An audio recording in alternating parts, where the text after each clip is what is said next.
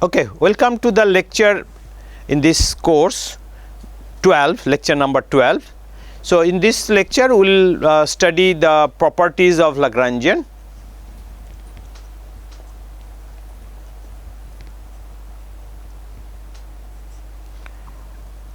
And we will see how to construct the Lagrangian. So, before that let me recap what we have learned in previous lectures. So, recap.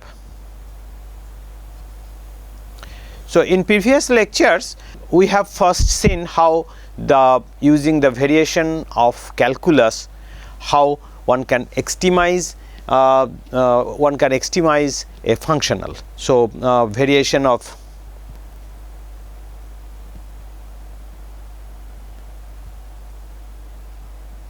the calculus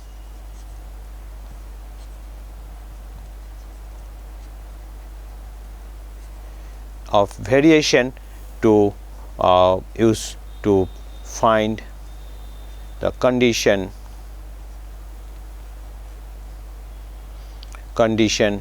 for extremization.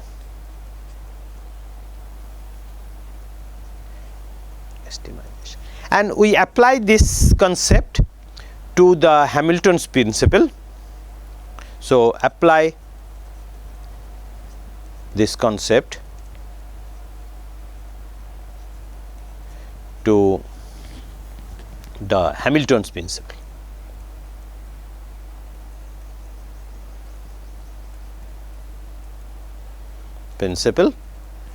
To find the equation of motion for the classical system.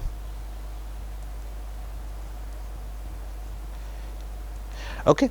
So, which is known as Euler-Lagrange equation of motion. Okay, let me repeat that what was the Hamilton's principle. So, Hamilton's principle has two parts. First part says that every mechanical system is characterized by a definite function of generalized coordinate, generalized velocity and time, and that quantity is called the Lagrangian of the system. Q dot is the generalized velocity, Qi is the generalized coordinate. So, every mechanical system will be characterized by this function. Okay. Now, this is the first part of the Hamilton's principle. Second part of the Hamilton's principle says that how classical system will evolve. Classical system will evolve from one point initial stage to the final stage in such a way that the mathematical quantities defined from the Lagrangian, it's the line integral between initial time to final time, and this Qi dot t dt, this quantity is called action. So, this is known as action. So, this mathematical quantity will be extremum. So, in the picture in the configuration space, if I draw the picture in the configuration space, let me draw. So, this is, suppose this is my configuration space. Okay. Okay. Now, every point in this space represents the system. So, say at initial time the system was here. Now, at final time system is here. Now, how system will evolve from initial time to final time state? But the number of ways in principle it can evolve is infinite, because I can connect 2 points by infinitely many ways. So, system in principle can evolve infinitely many ways, and if you calculate your action, you will get a different action for different ways, different paths connecting these 2 points. So, infinitely possible action you will get for the infinitely many paths. Now, Hamilton's principle says the variation the path the system will follow is the path for which delta S will be 0, that is S will be extrema. And from this, using this condition, we derive our Euler-Lagrangian equation, which was written like this. So, let me write this equation again, del I del q dot into d dt of del L del q I dot. So, this is not dot, so I am sorry, this is del L del q I d dt of del q I dot equal to 0. So, this is the Euler-Lagrangian equation.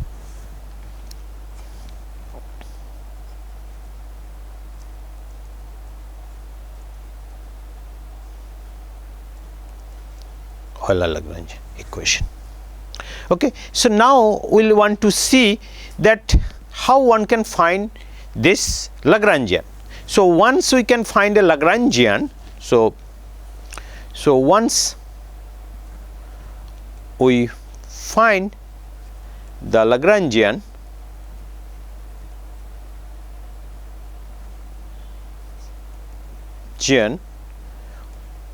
we know the equation,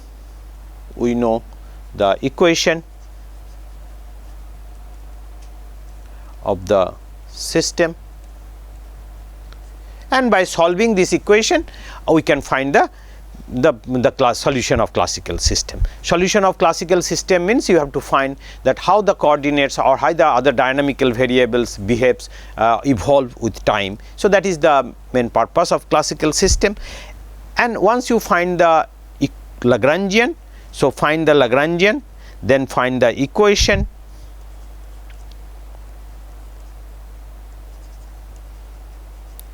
of motion, then solution of that equations will give you the solution for a classical system.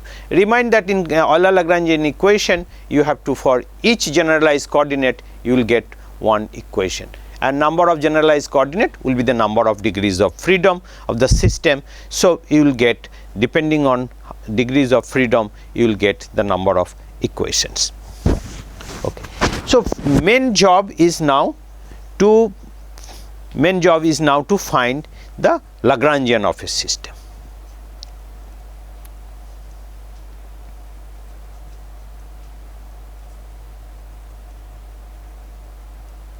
So, this is the main job, and if we can construct the Lagrangian of a system, then the difficult part of the job is done.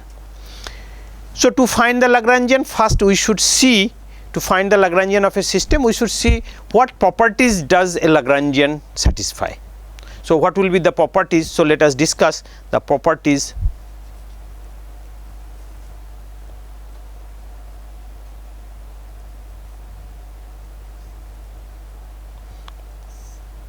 L. Okay. So, we will discuss one by one. So, if we multiply the Lagrangian by a constant,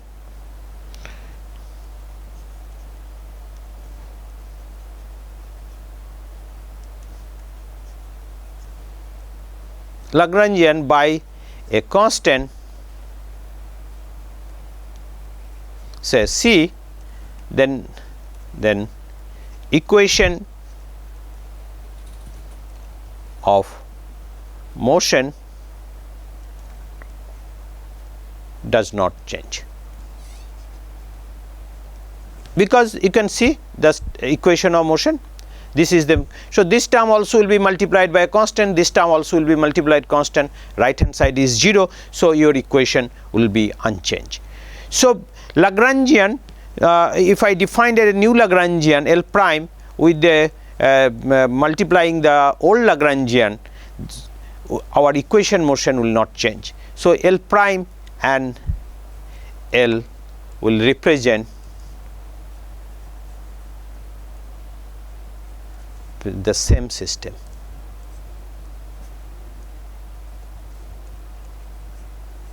dynamics for the system whose Lagrangian is L prime and Lagrangian is L will be the same if they are. So with example, if your Lagrangian is say half m q1 dot square minus half k q1 square. Now if you multiply this Lagrangian by say 4, so L prime, if you multiply by C, if you choose C equal to 4, this Lagrangian will be 2 m q1 dot square minus 2 k q1 square, right, and you find that equation of motion for both L and L prime will be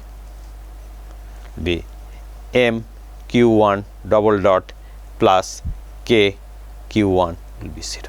You can verify yourself that. So Lagrangian of a system is a always you can multiply it with or divide with the constant numbers. Similarly, Lagrangian in the properties 2 Lagrangian in the equation of motion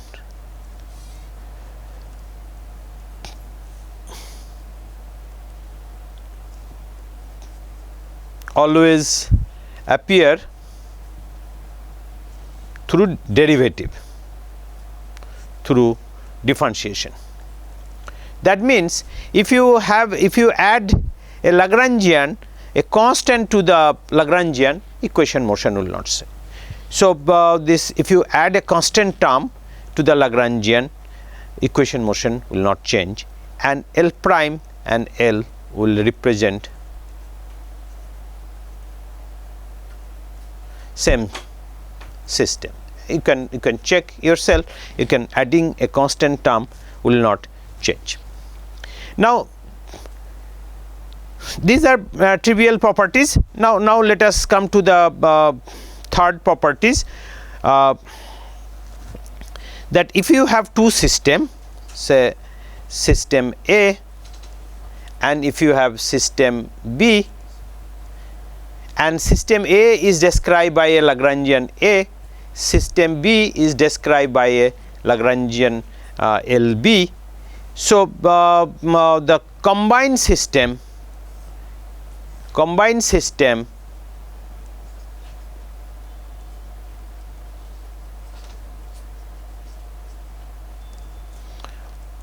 will be described by L, which will be the sum of LA plus LB.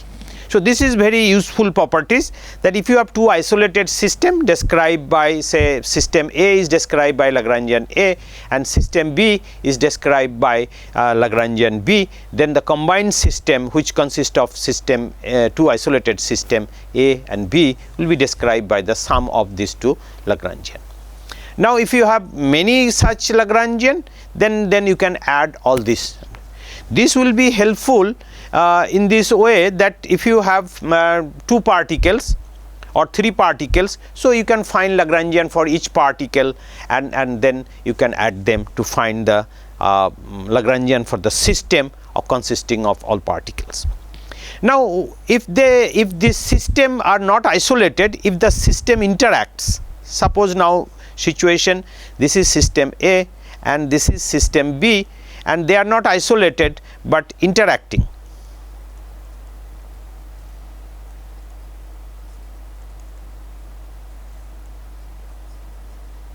So if you have interacting system, then your Lagrangian Lagrangian for the system, Lagrangian for the combined system will be Lagrangian A plus Lagrangian B plus Lagrangian of interaction. So if you write this is Lagrangian AB, this is AB, will be interaction. So you have to consider depending on the interaction of these two systems, you have to consider a Lagrangian, interacting Lagrangian. So when we consider a system of many particles, we will find that these properties will be very helpful to find the Lagrangians of the combined system. So, now we come to the fourth properties.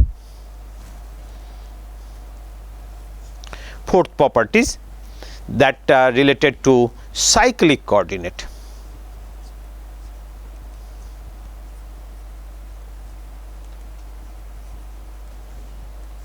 Cyclic coordinate. Suppose we have a Lagrangian for which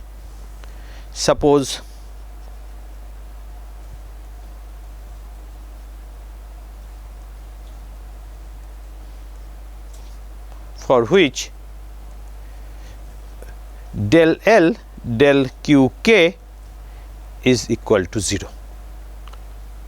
That means the Lagrangian does not depend on a particular generalized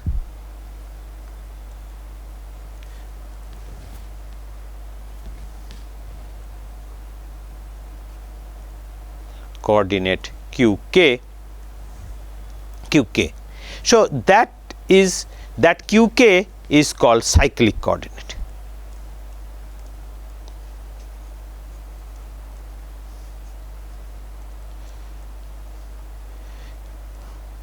So, what is the importance of this cyclic coordinate and why we should know about this cyclic coordinate? Because now if you look at the equation of motion was del t of del L del q k dot. We are considering the equation of motion for the cyclic coordinate, del L del q k equal to 0. But now by definition of cyclic coordinate, this is 0 for cyclic coordinate.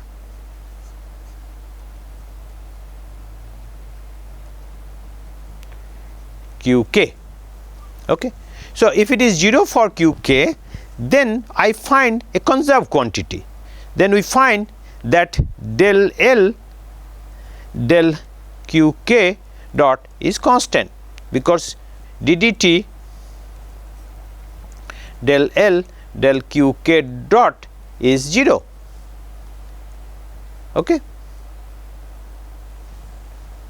Constant, because this quantity is time derivative is 0. So, we find a conserved quantity.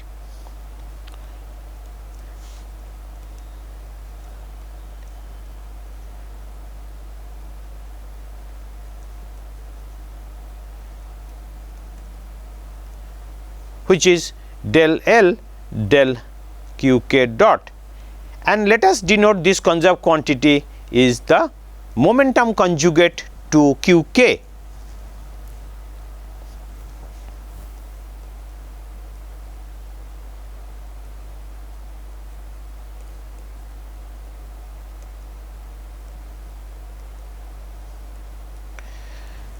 So, it is very important to find conserved quantities or constant quantities, conserved quantities which does not change with time in classical mechanics. Very important, because classical mechanics is all about that you have to find how your coordinates, how the position of the system evolve with time and different times. So, if you find some conserved quantities which does not evolve with time, some constant quantities, then it is very important. You do not have to study the time evolution of that quantity, because we already know that quantity is conserved, that does not change with time. So, what happened that Pk, so if you have conclusion of this properties is that, so if you have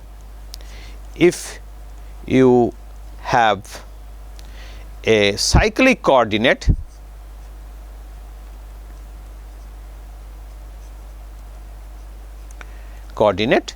then if you have a cyclic coordinate, then momentum conjugate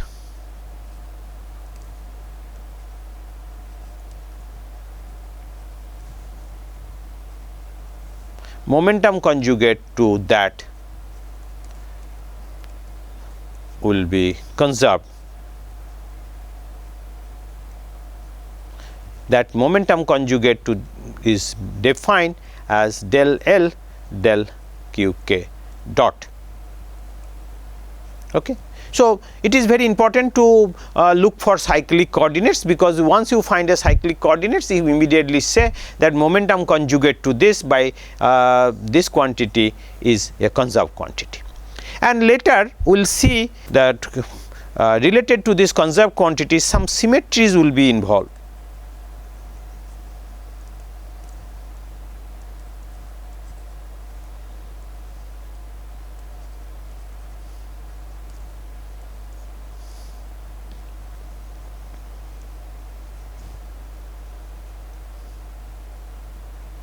Every conserved quantity, or and alternatively, if a system has certain continuous symmetry, then we will always find some conserved quantities which will be related to the cyclic coordinate. Okay. So this is so it is very important to look for cyclic coordinate in a system. So let us consider one example. Suppose if I have a Lagrangian, say r theta r dot theta dot in two dimensional, and the two generalized coordinate r and theta, and now suppose I give this r dot Lagrangian as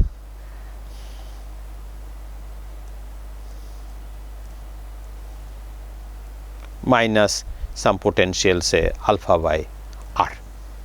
So clearly, if you look at this Lagrangian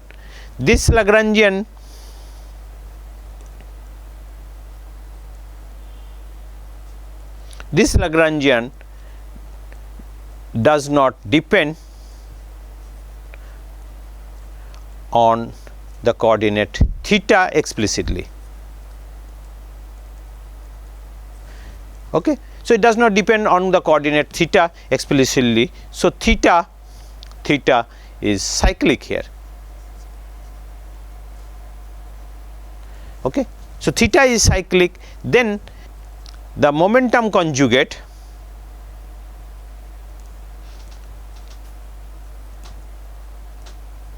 to theta will define del L del theta dot will be conserved.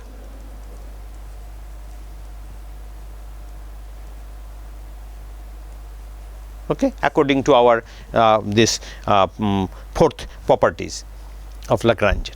Okay, so theta will be momentum conjugate to theta will be conserved. So what is this quantity? This if we calculate del L del theta dot equal to m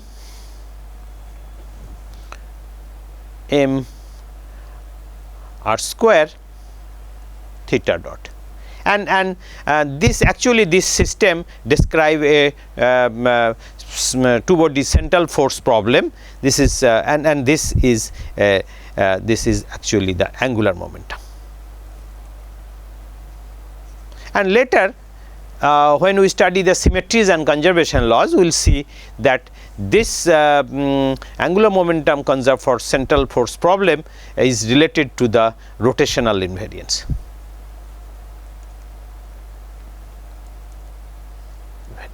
So this point will explain in details when we study the symmetries and conservation law.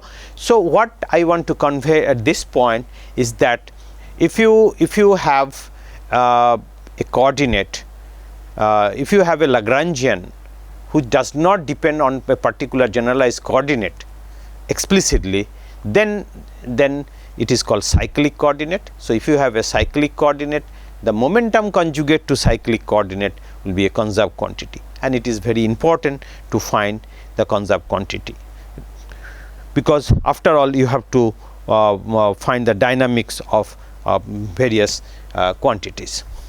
Okay. So now the last properties which I want to discuss mention is that if a Lagrangian new Lagrangian L prime differ by a old Lagrangian L by a total time derivative of a function which is function of generalized coordinate and time. Note this f does not depend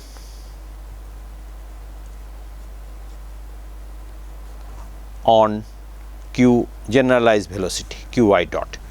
So suppose two Lagrangian is differ by a total time derivative ddt of f, total derivative of a function which is a function of generalized coordinate and time.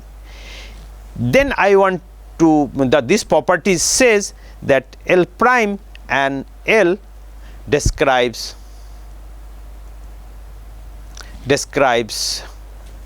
the same system. Okay. How I prove that? So let us calculate the action for the new Lagrangian. So action for new Lagrangian will be some t initial to t final L prime dt. So which will be t initial to t final L plus df dt of dt. So this will be your old action S L dt plus you have t initial to final df dt and dt. So this is a total derivative, time derivative and integration over time. So what you can find this is your S, this is your S plus f q I t, which will be calculated over t initial and t final. So now if you consider the variation of this action, delta S prime will be delta S plus variation of this quantity f q1 q initial t initial minus f q final t final. Okay. But there is no variation at the initial point and final point. So this quantity will be 0 as no variation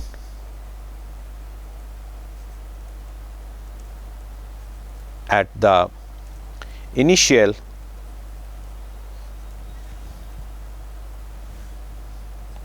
and final points. So your delta S prime will be same as delta S. So this implies L prime and L describe the dynamics of same system.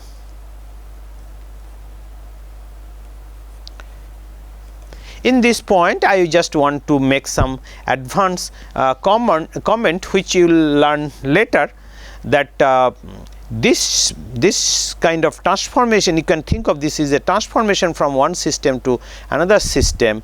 Later we will see that this can be thought of canonical transformation. This is a gauge transformation. We will see that this is like a gauge transformation, which we will discuss later, and this under canonical transformation and the gauge transformation, the system does not change. So this realization will have later when we will study canonical transformation, or when we will study the gauge transformation for electromagnetic fields.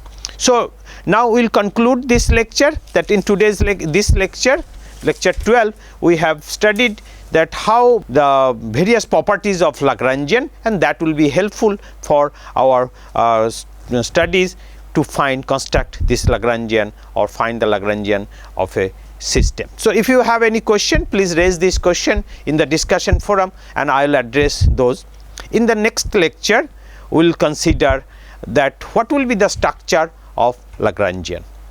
Okay. So with this we will end this lecture. So in next lecture we will study what will be the Lagrangian for simple systems. Thank you.